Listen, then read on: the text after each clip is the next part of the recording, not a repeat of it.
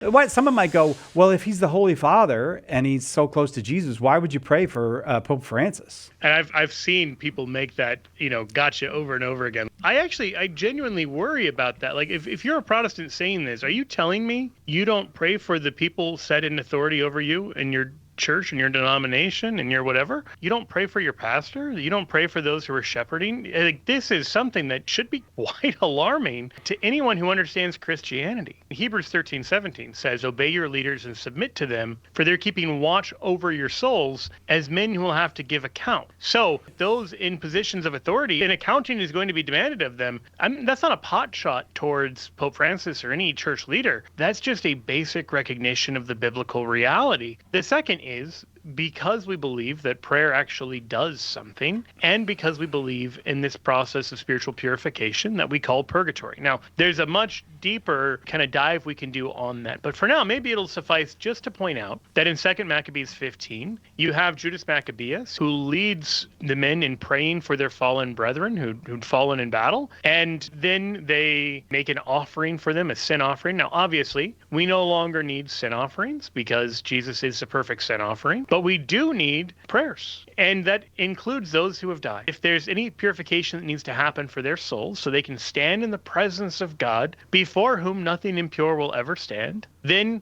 we pray for them to enter the rest of God. And again, 2 Maccabees 15, even for those Protestants listening, even if you don't think it's inspired, at least recognize it's historical, that this speaks to the ancient Christian and Jewish practice of praying for those who have died. We're not the weird ones here. If your theology of prayer doesn't match the Jewish or the Catholic or the Orthodox or the Coptic theology of prayer, if every group that's been around more than 500 years prays for those who've died and you don't, I don't think it's us that need to explain ourselves to you. I think it's kind of the other way around.